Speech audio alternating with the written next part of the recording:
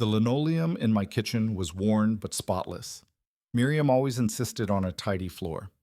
I was mopping up a minor tea spill by the sink when the front door burst open, shaking the weathered frame. I didn't need to glance back. That sort of furious entry only meant one person. Vance. My son-in-law, Vance Whitaker, strode into my kitchen as if he claimed it already. He was a compact man in stature, yet he held himself with a misplaced haughtiness, the sort that stems from sampling a bit of authority and craving more. My daughter Serena trailed him. She avoided my gaze, lingering by the fridge, arms folded, her expression fixed on the ground. "We're here," Reg Vance declared. He always addressed me as Reg. Never Dad, never Mr. Hayes, just Reg, as if I were some acquaintance from the tavern. I pivoted slowly, the damp rag still clutched in my hand. "I noticed that, Vance. You're dragging dirt across the floor." He snorted. A brief, harsh noise. "Ignore the floor, old-timer." He delved into his bargain sport coat pocket and extracted a creased sheet. He didn't offer it. He flung it. It skidded over my kitchen counter, damp from tea, and halted directly before me. I eyed the document. It was a notice composed to appear formal, brimming with legal jargon he believed would intimidate me. "What's this?" But I inquired, though I sensed it. "That what?" He retorted, jabbing the paper with a trimmed finger. "Is your ultimate notice. $2,500 a month. That was the deal. You're 3 months delinquent. That's $7,500 plus penalties." His tone was icy practiced. He relished this. I glanced at Serena. She fixated on the floor, her posture rigid. She wasn't my daughter anymore. My daughter was the child I coached to fix a bike tire on this very lane, the child who wept when her cat Whiskers passed, and whom I cradled for 3 hours without pause. This lady was an outsider. My thoughts drifted back 5 years to the week following Miriam's burial. My Miriam, my spouse of 45 years. Vance had visited, his expression a veil of phony empathy. "Read your mourning," he had uttered, sliding documents before me. "Allow me to manage the estate. It's intricate. The optimal for tax reasons is to shift the house into Serena's name. It's merely a procedure. It'll safeguard the asset for her prospects." I was numb, engulfed in grief that dulled my senses. I would have endorsed anything, but I never endorsed. Serena, though, trusted him. She trusted her husband. The consultant had aided her father by ensuring her legacy. She never probed it. She never requested the title. She began viewing this house, my house, as hers. But Vance had deceived. The house was never in Miriam's name initially. It was in mine. It was perpetually in mine, acquired and settled in 1987, long before Serena even encountered this leech. He knew it, and now I knew he was frantic. "He's correct, Dad," Serena finally uttered. Her tone was frail, strained. We have ambitions. Vance is attempting to launch his own firm. We cannot afford to simply allow you to remain here gratis any longer." "Gratis," I echoed. "I nurtured you in this house. I funded your vocational training in this house. When you and Vance wed and were penniless, I permitted you to reside here in this house for 2 years without levying a cent." Vance emitted that laugh once more. "That's history, Reg. This is commerce. You're a lessee and you're a poor one. You don't remit your rent." He leaned closer, his tone dropping to a secretive murmur. "Look, we know you receive your modest pension stipend. It's sufficient to cover a chamber someplace, a cramped chamber. You don't require all this area." He motioned around my kitchen, the spot where Miriam and I had swayed to old jazz records, where I had marked my children's heights on the door jamb. I folded the rag and positioned it neatly by the sink. Then I nodded just once. "All right, Serena," I stated. "I comprehend." I strode past them. Vance bore a look of smug conquest on his face. Serena merely appeared relieved that the confrontation was concluded. They assumed I was heading to my chamber to weep. They assumed I was going to plead. I ascended the stairs, my steps measured and resolute. I entered my bedroom. In the rear of my closet, a compact black duffel bag awaited. It had been prepared for 6 months. I seized it, descended the stairs, and directed toward the front door. They remained in the kitchen, already murmuring about what they would do with the house, their voices laced with covetous excitement. "Hold on!" Vance shouted, a hint of bewilderment in his tone. "Where are you heading?" I opened the front door. You instructed me to depart, I stated, not glancing back. So I'm departing. I stepped out onto the porch and shut the door behind me, leaving them in my house stunned into silence, their schemes unraveling in the quiet void. They had no notion what they had just unleashed. They had no notion who they had just ousted. I stood on the sidewalk, the screen door clanging shut behind me. The sound felt conclusive. My small duffel bag was light in my hand. I didn't walk to the bus stop. I didn't even walk to the corner. I stood there on the curb and waited, the wind whispering through the leaves overhead, carrying a faint chill that mirrored the resolve hardening in my chest. Exactly 30 seconds later, a black Mercedes SUV, the kind that looks like a slab of polished onyx, pulled up silently to the curb. The driver, a man named Marcus in a black suit, stepped out. He didn't look surprised to see me here in this modest neighborhood in my old work pants. He simply opened the rear door. "Mr. Hayes," he said, his voice deep and respectful. "Good afternoon." The traffic was light. I nodded. "Thank you, Marcus. Let's go home." Serena and Vance were probably still in the kitchen, celebrating, maybe toasting with cheap wine. They must have thought I was shuffling off to a homeless shelter or a cheap motel by the interstate, their victory seeming absolute. I watched my old house. Miriam's house fade in the tinted window, the familiar outline blurring into the past. We drove out of the township, away from the small wooden houses and uneven sidewalks. We drove straight into the heart of Chicago, into Gold Coast, where the buildings are glass and steel, and the air smells like new money, crisp and untarnished. Marcus didn't pull into the main hotel entrance of the Waldorf Astoria. He drove us to the private residential garage. The staff there knew me. The concierge nodded. "Welcome home, Mr. Hayes. Mr. Sterling is scheduled to arrive at 4. I nodded and walked straight to the private elevator, the one that requires a key, the one that goes straight to the top. The elevator doors opened directly into my living room, the penthouse. The floor-to-ceiling windows showed me the entire Chicago skyline, a view that cost more than Vance would make in 10 lifetimes, lights twinkling like captured stars. This was my real home, the one Serena had never seen. The one I bought 20 years ago as a quiet investment, a sanctuary veiled in anonymity. The one Serena had never seen. The one I bought 20 years ago as a quiet investment. I dropped my duffel bag on the Italian marble floor. It looked ridiculous next to the original Georgia O'Keeffe painting on the wall, its vibrant hues contrasting the simplicity of my carryall. My son-in-law thought I was a retired mechanic. He thought my pension check was my only income. He thought I was poor. I let him think that. I let everyone think that. When Miriam and I started Hayes Holdings LLC 40 years ago, she was the face. She loved the gatherings, the negotiations, the philanthropy galas. I was the numbers. I stayed in the back room. I read the contracts. I acquired the land. When she died 5 years ago, I just stayed in the back room. I owned 6 storage facilities in the industrial zone, 2 outlet malls in DuPage, and this penthouse. I kept the house in the township because it was Miriam's.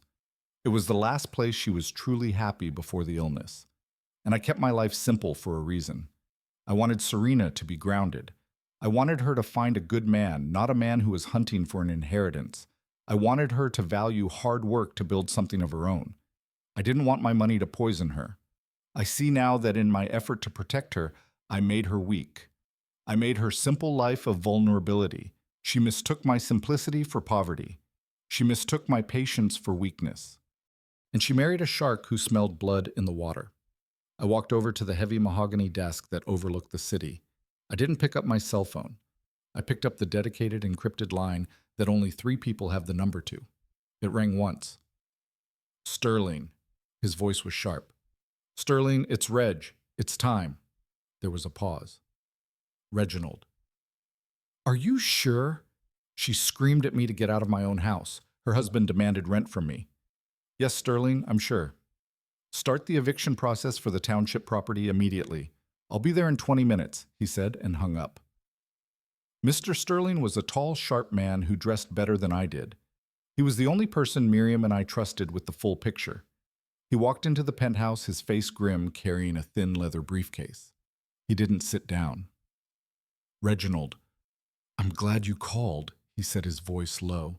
"It's worse than you thought. It's not just about rent. Your son-in-law is desperate. I waited. I knew Sterling. He didn't waste words. He didn't just ask for rent reg. He's actively tried to steal the house. He attempted to secure a $300,000 mortgage against the township property. He tried it at 2 different banks in the last 6 months. I felt the blood drain from my face, a chill spreading through my limbs like winter frost invading warm soil. How the house is in my name. The title is clean. Sterling opened his briefcase and laid a file on my desk. He's a consultant. Reg? A sloppy one, but he knows the loopholes. He filed forged paperwork, a fake power of attorney. He even faked your signature on this. He slid a document across the desk. It was a preliminary guardianship petition. My eyes scanned the words. Due to advanced age and senile dementia, mentally incompetent to manage his own affairs, immediate danger to himself. He was trying to have you legally declared insane, Sterling said, his voice full of ice. The banks flagged the forged signature and called me as the listed agent for the LLC. They denied the loans. But he's not just greedy Reg. He's a criminal, and he is cornered. I looked at the document in my hand. Senile dementia. The words throbbed before my eyes. Black ink on white paper.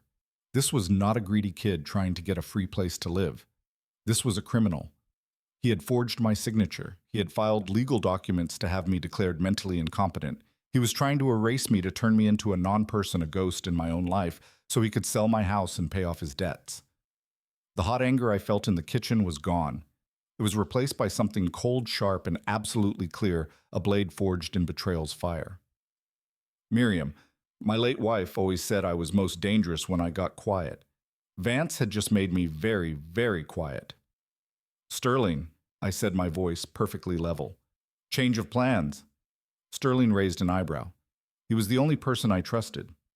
The man who had managed the quiet side of Hayes Holdings for 30 years. Reginald, we are not evicting them. What? But they just threw you out. They are trespassing on your property. They are celebrating. I know, I said. I walked to the floor-to-ceiling window and looked down at the city. They think they've won. They think the poor senile old man is defeated wandering the streets looking for a shelter. My son-in-law tried to have me legally erased. You don't just evict a man like that. You don't just win. You have to destroy him. You have to take away everything he thinks he has. And you have to do it while he's smiling, thinking he's the smartest man in the room. I turned back to Sterling. He thinks I'm a pawn in his game. He's about to find out I own the entire board. Sterling's face broke into a slow, appreciative smile. He understood. This was the Reg Hayes he knew. What's the play, Reginald? He's desperate, I said, pacing the thick Persian rug. He tried to get a $300,000 loan. Why? He's not buying a boat. He's in trouble. Deep trouble. I want you to run a full financial check. Debts, creditors, gambling. Find out what's chasing him. Consider it done, Sterling said. In the meantime, we do nothing. We let him think he won. He just kicked me out. What's his next move? He'll try to sell the house again. He needs to. He needs that money. Sterling frowned. But the banks have already flagged him. The title is clean and in your name. He can't sell it. Not legally, I said. But he's already committed fraud. He's got the fake guardianship papers. He won't go back to a real bank. He'll go to a shady cash-only buyer, someone who won't look too closely at the paperwork, as long as the price is right. So what do? We become that buyer, Sterling. We set up a new shell corporation. We will be the answer to his prayers. We let him sell my house. We let him think he's getting away with the perfect crime. We will let him take the money. And the moment that my money hits his account, the moment he signs that fraudulent contract, we have him. Not just for trespassing, for felony fraud, for everything. Sterling nodded, a predator's glint in his eye. We let him build his own prison. Exactly, I said. Let him think he's free. While I was sitting in my penthouse, the scene in my old house was exactly as I'd pictured. Vance was popping a bottle of cheap champagne, the kind he bought with Serena's credit card. The cork hit the ceiling, leaving a small mark that echoed the fractures in their facade. To us, he shouted, his eyes manic with victory. To our new beginning, to finally being free. Serena held her glass, but she looked nervous, her fingers trembling slightly around the stem. Vance, I feel bad. He just left. He's 75. He had his little bag. Where is he going to go? Vance put his arm around her, pulling her close. His smile was slick. Baby, don't you worry about him. The moment Serena went upstairs to take a bath, Vance's face changed. The loving husband disappeared. The rat emerged. He grabbed his phone and walked into my old study, closing the door. I knew this because I was listening. Sterling had placed listening devices in that house 6 months ago, the day after Vance first mentioned the word rent to Serena. Vance didn't call a major real estate firm. He scrolled deep into his contacts and found a name. Marty Shark. Marty, it's Whitaker. Yeah. Yeah, it's been a while. Listen, that deal we talked about, it's on the township property. The old man is finally out. He listened, pacing the room, his foot tapping with anxious rhythm. No, the title is complicated, but I'm the sole executive. I have the papers, full power of attorney. It's clean, don't worry about it. I just need a cash buyer, someone who doesn't ask a lot of questions. He paused. How much, Marty? You know the area. It's prime for redevelopment. The land alone is worth $800,000. The house is solid frame. I almost laughed. My house was worth $1.2 million, but Vance was in a hurry. I heard Marty laugh on the other end. $940,000 cash for a title that's complicated. You're dreaming. I'll give you $940,000. That's my final offer. My buyer is solid. Done, Vance said instantly. $940,000. Send me the meeting details. He hung up and pumped his fist in the air. He thought he'd just made nearly $1 million. Serena came down in her bathrobe. Who was that honey? Vance kissed her a liar's kiss. Just the bank working out the details. It's a mistake, an administrative error, that's all. We can fix this. Serena looked like she was going to be sick, nausea surging. She backed away from Vance, shaking her head. No, Vance, you said we were borrowing it. He had to steal it, Serena, I said, my voice relentless, pressing. Because he's desperate. He's not the man you think he is. You see, I had Mr. Voss here do a little research while I was waiting for you. I walked over to the large desk. Voss slid a single file folder toward me. I didn't even open it. I just tapped the cover, rhythmic. You think he's a financial advisor? He hasn't been a financial advisor for 2 years. He was fired for embezzlement, stealing from his clients, a small-time thief who got caught. That's a lie. Derek shouted, his voice cracking, breaking. Is it? I asked. Then where do you go every morning, Derek? You're not meeting clients. You're meeting bookies. You're a compulsive gambler, and you are in very, very deep. Lila was openly sobbing now, her hands over her mouth, muffled cries. Derek, you promised. You promised you stopped. He never stopped. I said, my voice like ice chilling. He just got worse. Mr. Voss's investigator was very thorough. He found the men you owe money to, Derek. The unofficial ones, the ones who don't care about your credit score. I paused, letting the weight of it land on him, crushing. $214,000. Lila was screaming now, a primal, horrible sound. No, Derek. You said you'd let her go. You said it was just for a few days. You said you'd leave her food. You promised me. Derek's face contorted, the mask of the handsome financial advisor finally ripping away, revealing the monster underneath, ugly and bare. He looked at Lila, who was crawling on the floor, and he snarled. She was a useless old woman. She was in the way. It was perfect. If you hadn't messed it up, if that old fool hadn't come home early, we'd be rich. We'd be free. But you were too weak. You ruined everything. I looked at him. Thank you, Derek, I said. He froze, confused by my calmness, disoriented. Thank you for that, I said. That was the last piece I needed, Mr. Voss. Did you get that Harlan Voss pressed a button on his desk intercom? The recording is secure, Mr. Thorne. The audio is crystal clear, flawless. Derek's face imploded. He looked from the intercom to Voss to me. He whispered. You set me up. You set yourself up, son, I said. You just confessed to conspiracy to commit murder in front of 4 witnesses and a digital recorder damning. I turned to my daughter, who was staring at me from the floor, her face a mask of tears and horror ruined. And you, Lila, you just confessed to being an accomplice. Derek's face was a mask of pure reptilian hatred. He was no longer the smooth-talking financial advisor. He was a cornered rat ready to bite fangs bared. He looked at me, then at Lila, who was still sobbing on the floor. You.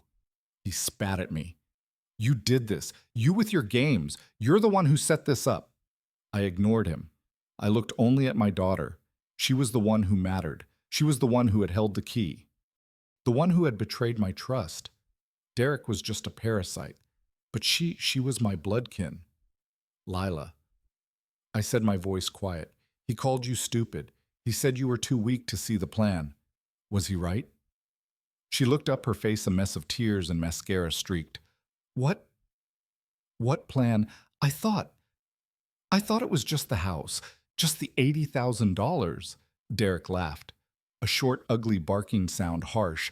You really are that dumb, aren't you?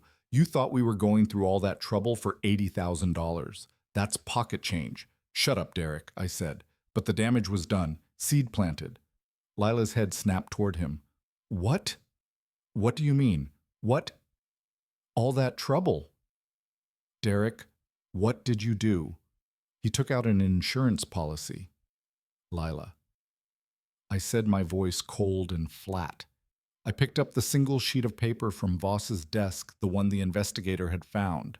I let it drift from my hand, landing on the floor in front of her. She stared at it, her eyes scanned the page, her breath hitching erratic. Term life insurance. Beatrice Thorne, she whispered. Beneficiary, Voss Developments, LLC. $500,000. She didn't get it at first. She was still too slow. Still my foolish, trusting daughter, naive. It's an investment policy. She stammered, looking from me to Derek. For the business right, Derek. It's just normal business. Derek just sneered at her, saying nothing, letting her hang twisting. No, Lila, I said gently, as if explaining a complex math problem to a child paternal. It's not. You don't take out a $500,000 policy on your stepmother's life right before you plan to lock her in a root cellar. You do it because you don't expect her to come out of the root cellar. The realization hit her like a physical blow. She went rigid. She stopped crying. She looked at the paper. Then she looked at Derek, the man she had married, the man she had betrayed her family for, eyes widening. You, she whispered, you weren't just keeping her out of the way. You were killing her. She was a useless old woman, and she was in the way. Derek finally roared, his composure gone, replaced by pure ugly rage unmasked. It was perfect. The old man is gone. She has a tragic accident. We get the house, we get the cash, and we get the insurance payout. We would have been set free, but you, with your weak stomach, you ruined it. Lila pushed herself up from the floor. She was no longer crying. She looked dead numb, vacant. You lied to me, she said, her voice flat. You told me it was a property deal. You told me it was about the house. It was about the house, he yelled, and the money, and the insurance. It was about everything. You just didn't need to know the details because you're too stupid and weak to handle them. So you used me, she said. You used me to get the key. You used me to get the combination to the safe. You used me to lock the door. I did what I had to do. And the money, she asked, her voice trembling. The $80,000. You told me. You told me you needed that for the investment. You said it was a business deal. It was a business deal, you idiot. A bet. A sure thing. A bet. I interjected, stepping forward. That's what you told her. Not that you owed $214,000 to loan sharks who were planning to break your legs tomorrow. You didn't mention that part, did you? Derek, Lila's head snapped to me. What? What did you say? He lied to you. Lila, I said, my voice calm. He hasn't had a job in 2 years. He's a compulsive gambler. He's been living off your credit cards, the credit cards I have been paying. He's a parasite. And when his debts got too big, he decided to cash in his last asset, you and your confused old father's family. Lila looked at Derek. He wasn't even denying it. He was just breathing heavily, his eyes darting between me and the guards trapped caged. You told me. You told me they were threatening us, she whispered, her voice breaking. You told me. If I didn't help, they would hurt me. They would hurt Dad. So you did it, I said. You locked Beatrice in the root cellar to save him. I was scared she screamed, the confession finally bursting out of her, aimed not at me, but at him directed. He told me it was the only way. He told me it was just for a few days. He swore he would go back and leave her food. He swore he would let her go the second the deal was done. He said it was just to keep her safe, to keep her quiet. I didn't know about the insurance. I didn't know he was letting her die. She turned on him. All her fear, all her shame, all her stupid blind love twisting into a singular focused rage, transformed. She was no longer my daughter. She was a woman betrayed, scorned. She lunged at him, clawing at his face, screaming a sound that was not human, primal. You lied to me. You were going to let her die. You were going to make me a murderer. You, Derek shoved her hard. She fell backwards, sprawling across the marble floor, in her expensive, foolish clothes, impact jarring. You are a murderer. He spat at her, his face red, his eyes bulging, veins prominent. You were just too stupid to see it. You were in on it from the start. You locked the door. You helped me. You're just as guilty as I am. He was right, and she knew it. That was the truth that finally broke her, shattering. She stopped screaming. She just lay on the cold floor, her body racked with sobs, completely and utterly destroyed. She had been used. She had been a tool, a key to the house, a key to the safe, and now a convenient scapegoat discarded. Derek looked at her, then at me. His chest was heaving. He was finished. His alliance was gone. His cover was blown. His wife was now his accuser turned. I let the echo of their confessions hang in the vast, silent room. Lila remained a broken heap on the marble floor, her body shaking with silent, agonizing sobs, convulsions of despair. She was destroyed, a tool that had been used and discarded, remnants. Derek was a different animal. He was breathing heavily, his face a mottled purple, flushed. The fear was gone, replaced by the cornered, rabid fury of a man with nothing left to lose, feral. He was trapped, and he knew it no escape. The two large men in suits my security team had taken half a step forward, their hands clasped ready. They were a solid wall, impenetrable. I turned away from my daughter. Her part in this was tragic. Her choices were weak, but he was the architect. He was the parasite, invasive. I walked back toward the wall of glass, looking down at the city lights below, twinkling indifferently. You know, Derek, I said, my voice calm, almost conversational, disarming. The most pathetic part of this whole ugly mess isn't the forgery. It isn't even the insurance policy. It's the price. I turned back to him. He looked up, his eyes narrowed, full of venom, poisonous. You were willing to coordinate the starvation and death of a good woman. My wife, for what? $90,000 in cash, a $700,000 house. You are a small-time, desperate man. Derek, you didn't even know the real stakes. That's a lie. Dumb. He spat, his voice hoarse. You don't know anything about my situation. Those were business loans. It was just business. Were they? I asked. Business loans. Do business loans usually require you to meet in dark suburban parking lots at 200 in the morning? Do business partners text you photographs of your own front door just as a friendly reminder? Do they give you a 48-hour deadline before they come to collect? Derek's face went from purple to a sickly pale white. The blood drained from it, ashen. He hadn't just been caught by me. He realized I knew about them, depths plumbed. How do you know that? He whispered. Mr. Voss's investigator is very, very good at his job. I said, he didn't just look at your bank records, Derek. He looked at everything, your burner phone records, your text messages. He found your bookie, and then he found the men your bookie sold your debt to the Sokolov brothers. Am I correct? Derek stopped breathing. I saw him physically recoil at the name, flinching. He was terrified, bone deep. $214,000, I said, letting the numbers settle in the quiet room, weighty. Due tomorrow, or they were going to start with your kneecaps, or maybe they were going to break Lila's. That's why you were so desperate, wasn't it? That's why you couldn't wait. That's why you had to have the house sale now. He didn't answer. He just stared at me, his mind racing visibly, trying to find an escape route, a lie, anything. He found nothing void. You see, I continued walking slowly toward him, my shoes clicking on the marble-measured steps. You had a very big, very violent problem, and you thought my money, my house, and Beatrice's insurance. You thought that was the solution. You thought you could steal your way out of the hole you dug. He finally found his voice, a desperate, snarling laugh. It doesn't matter. It's over. You've ruined the sale. You've ruined everything. They're still going to come for me. They'll find me and you. You think you're safe now? They'll find you too. They'll find Lila. You just signed our death warrants, you old fool. He was trying to threaten me, still trying to find leverage grasping. No, Derek, I said softly. I don't think they will. He frowned, his bravado faltering, cracking. What I told you. Mr. Voss is a very thorough man. He's also a very good negotiator. When his investigator found out about your predicament, I asked him to make a call. A call. I'm a businessman, Derek. I said I see problems and I find efficient solutions. Your debt was a problem. It was making you sloppy, violent, and unpredictable. It was a risk to my daughter and a risk to my wife. So I decided to solve it, intervene. What?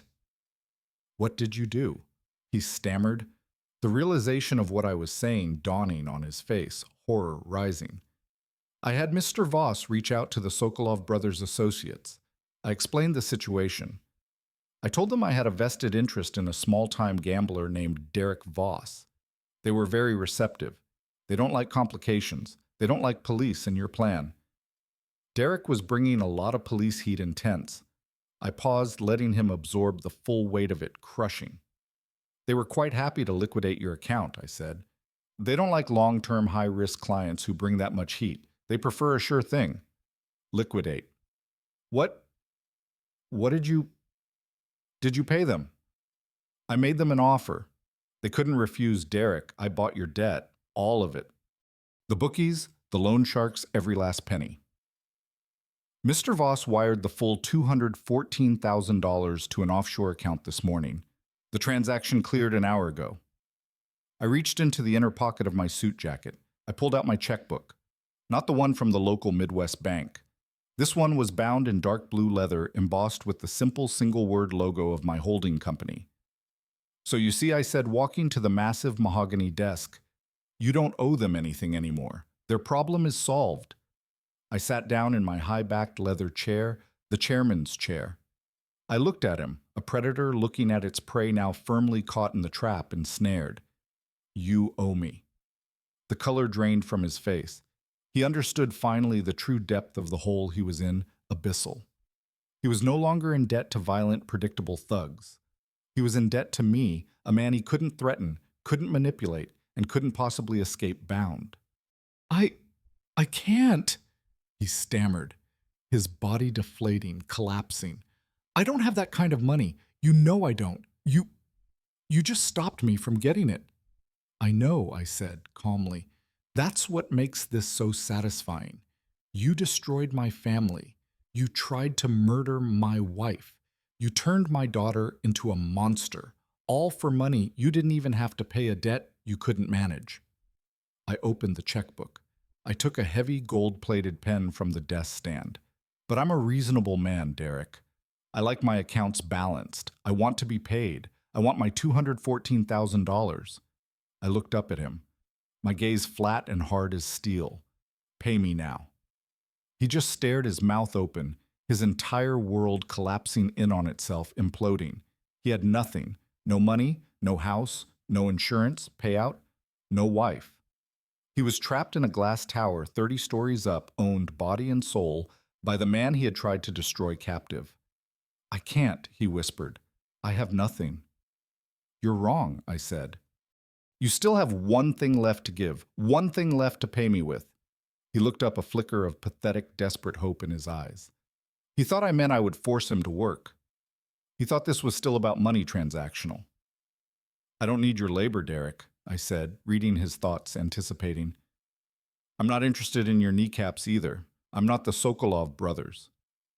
I paused, letting him hang on the edge, suspense. I'm interested in justice. I looked past him, past his ruined, terrified face. I looked past my weeping daughter on the floor. I looked toward the brushed steel elevator doors at the end of the long lobby. "And I believe your payment," I said. My voice dropping, "has just arrived." Derek stared at me, his mind finally catching up to the reality of the room. He was no longer a player. He was a piece on a board he didn't even know existed, pawned. His face, which had been contorted with rage, crumpled into something else. "Desperation payment," he whispered, his voice. What payment?" "I told you. I have nothing. You stopped the sale. I have nothing." "You're still not listening, Derek," I said, my voice quiet. "I told you I am not the Sokolov brothers. I am not interested in your money. I am not interested in your kneecaps. I already bought your debt. Financially, you and I are settled. You owe me nothing." He looked at me, his eyes wide with a pathetic, flickering hope. He thought he was free. He thought this was some kind of sick psychological power play mind game. Then, what is this? "What do you want?" "I want my accounts balanced," I said. "And your debt was never just financial. Your debt is to Beatrice for every second she spent starving in that root cellar. Your debt is to my daughter for every lie you told her, for every piece of her soul you corrupted. Your debt is to me for betraying my trust. And that kind of debt, Derek, it isn't paid with money, it's paid with time." Derek frowned, not understanding confusion furrowing, and right on cue we all heard it. The soft, mechanical ding of the private elevator arriving at the penthouse arrival heralded.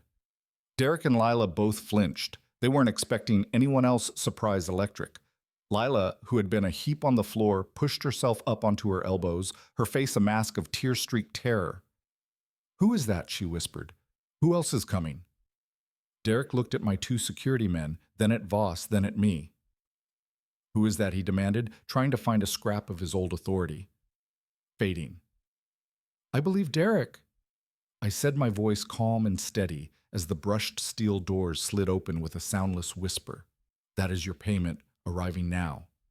Two men stepped out of the elevator. They were not wearing expensive suits.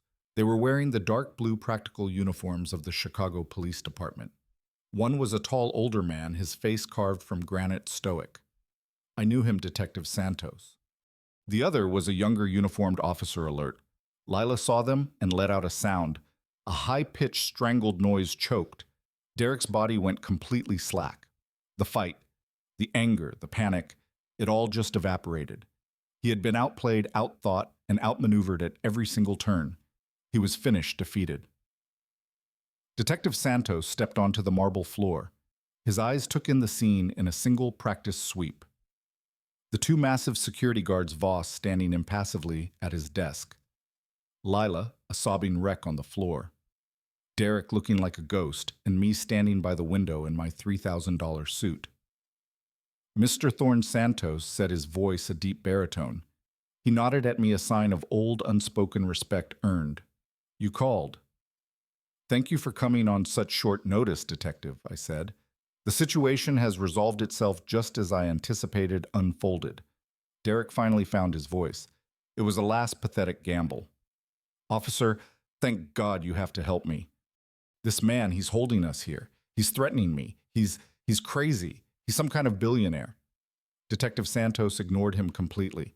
He looked at Derek, then at Lila, as if they were trash he had been called to clean up disposable.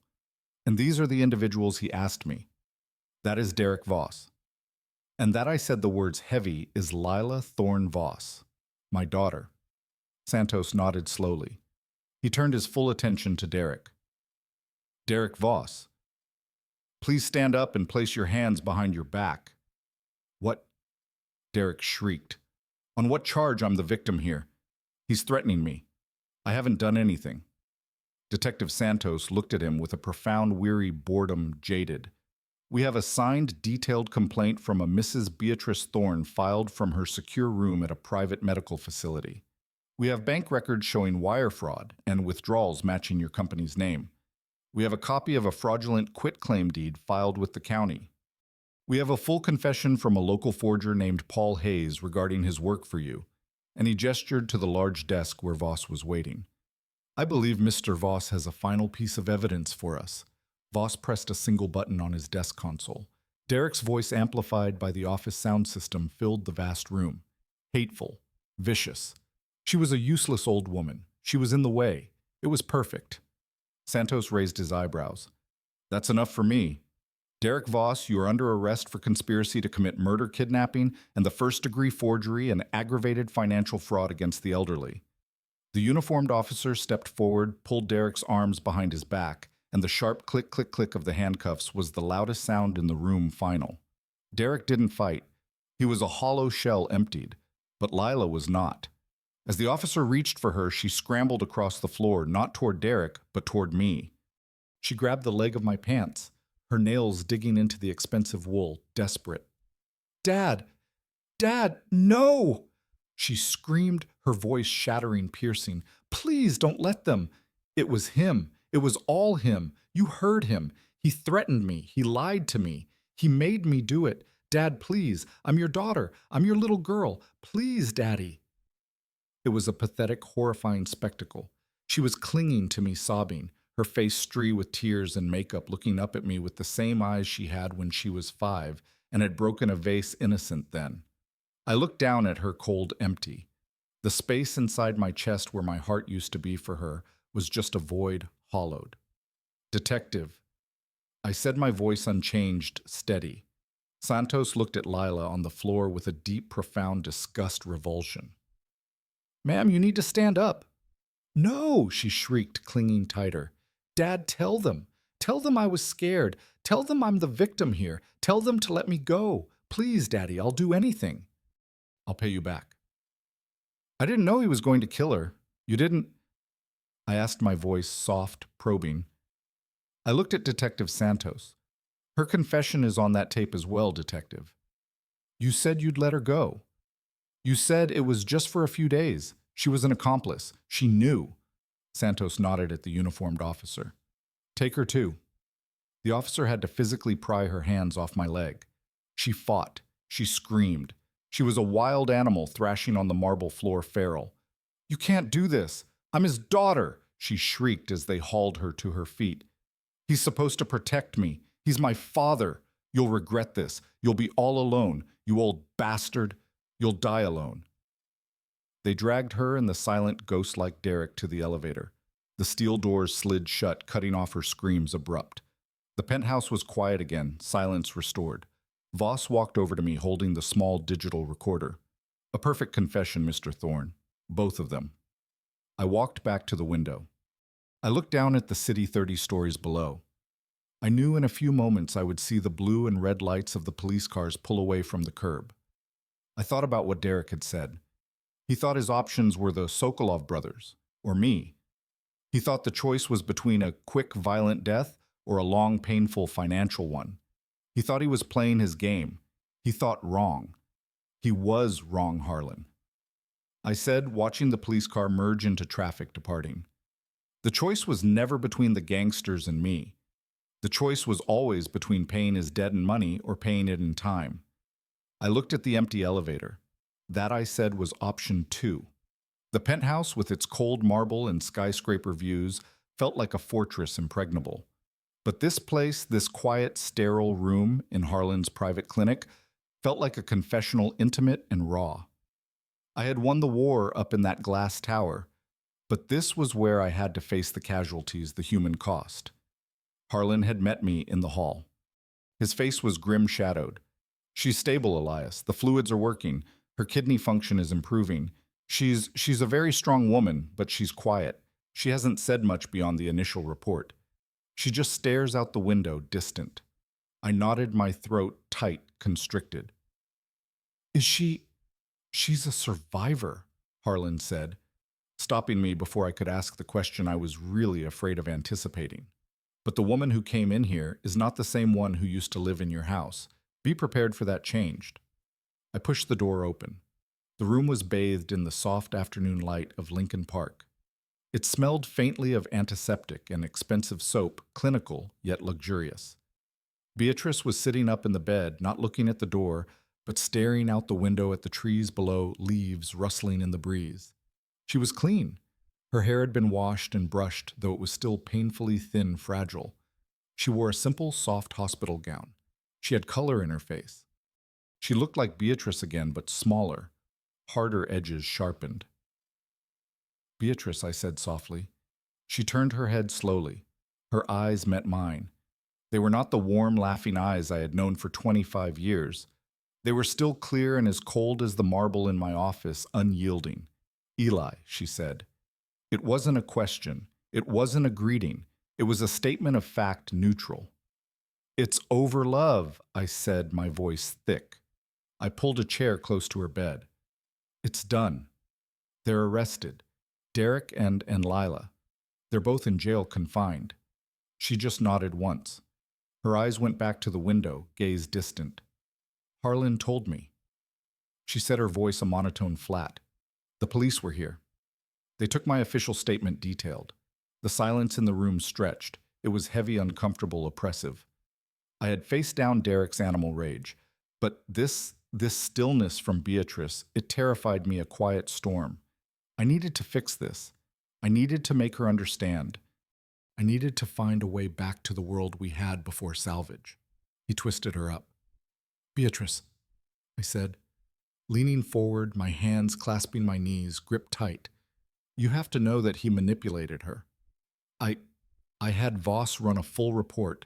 He's a monster, a gambler in debt for over $200,000 to loan sharks. He was fired 2 years ago. He was desperate.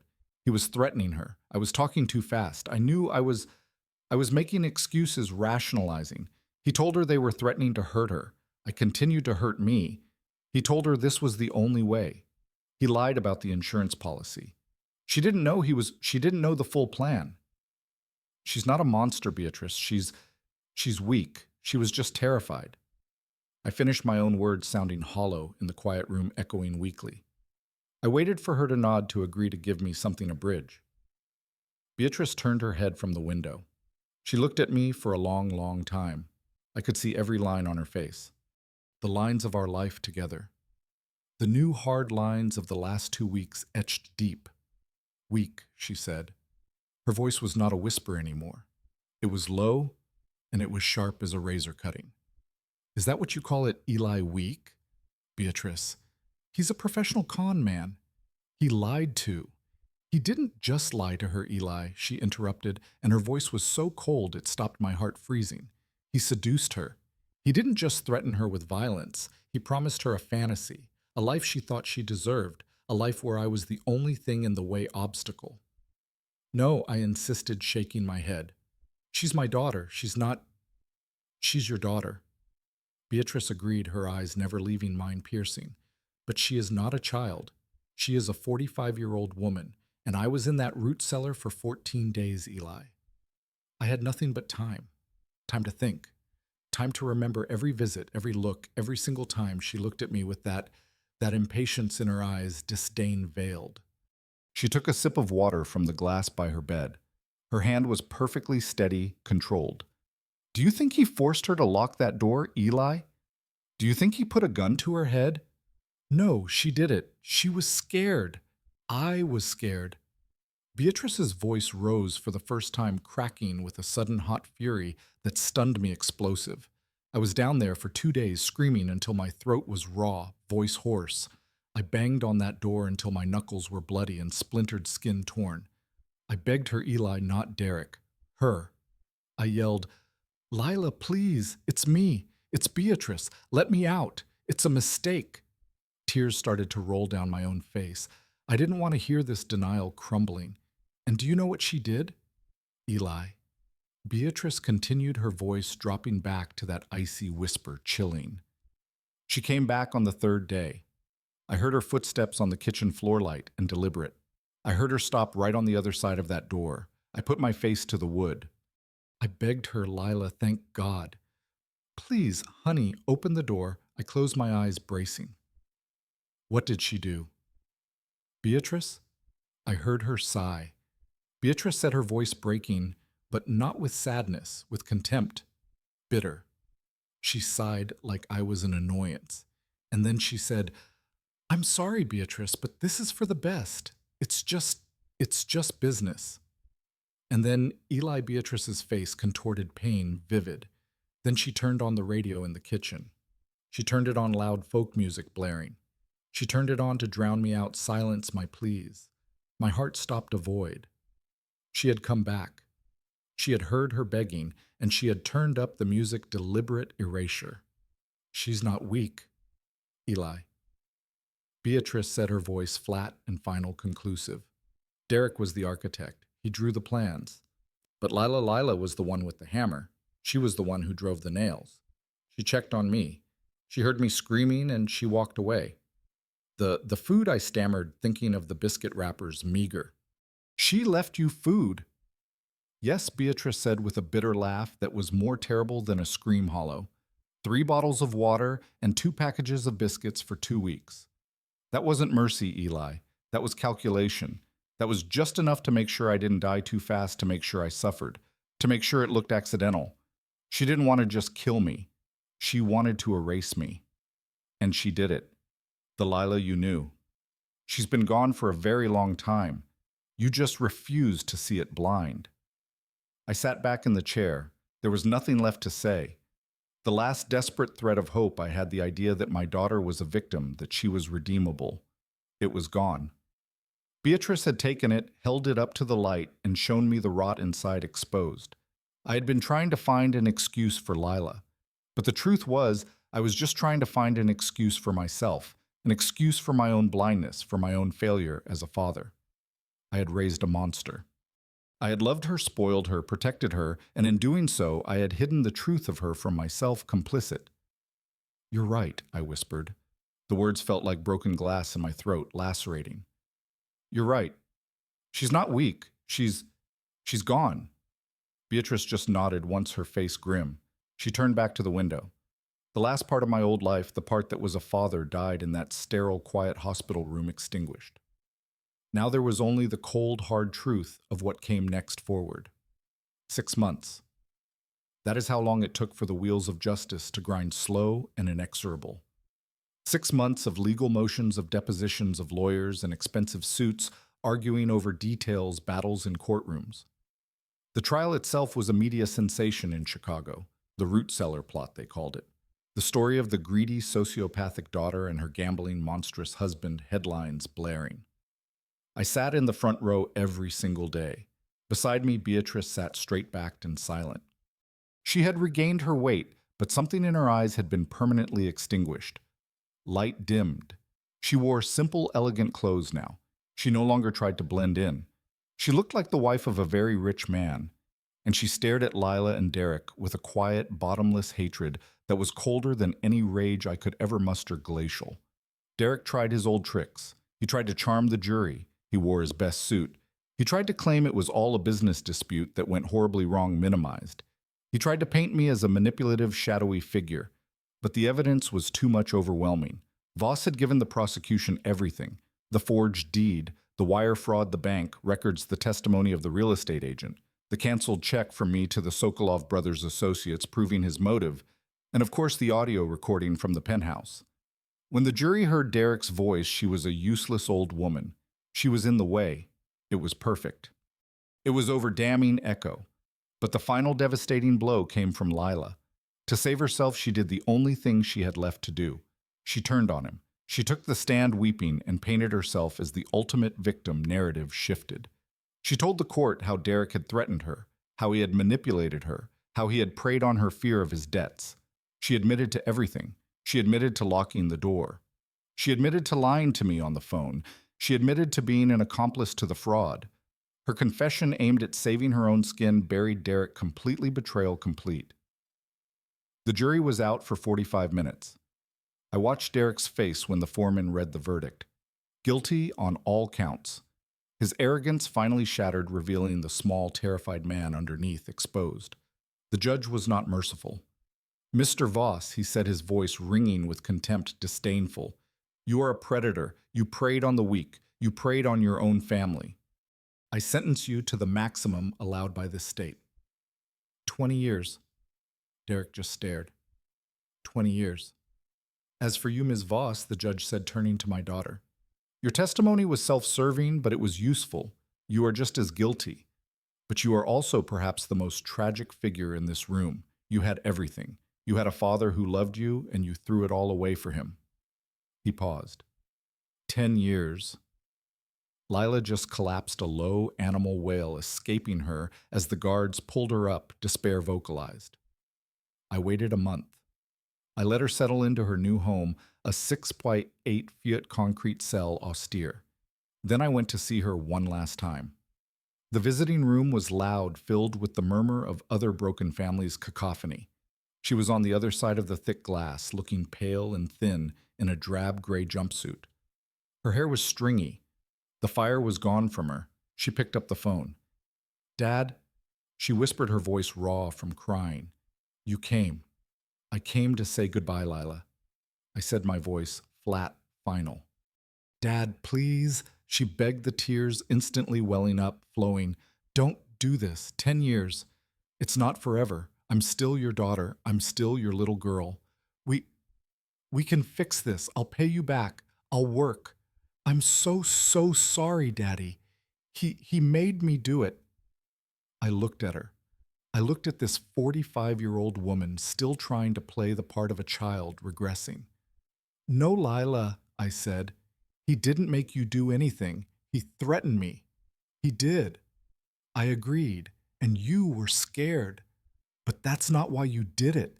You did it because you were greedy. You did it because you believed his lies. You did it because you wanted the easy money. I leaned closer to the glass. Beatrice was screaming. Lila, I heard the recordings from the front door camera. She was screaming your name. She was begging you for help. And you went into the kitchen and you turned on the radio. You turned up the music to drown her out. She recoiled as if I had slapped her, impact felt. How did you... I know everything, Lila. I know you were the one who went back on the third day, not Derek. You heard her begging. You heard her tell you she was thirsty and you walked away. You left her to die. No, she shrieked. I was scared. I didn't know what to do. You knew exactly what to do, I said. You just chose him. You chose the money. You are not weak, Lila. You are just rotten all the way through, corrupted core. Why are you here, Dad? She finally whispered. The fight gone, her face hollow. Are you here to torture me? No, I said. I'm here to answer the question that's really bothering you. The underlying. She looked up. You're not wondering if I still love you. You're wondering about the money. You're sitting there doing the math. 10 years you'll be 55. You're wondering if your rich father will still be around for you to inherit from. You're wondering if the golden goose is still worth waiting for. Her silence was my answer telling. Well, I'm here to tell you, Lila, the money is gone. What? The house in the township. I sold it. The accounts, I closed them. Thorn Enterprises, it's being dissolved. You're lying, she stammered. I'm not. I am severing you.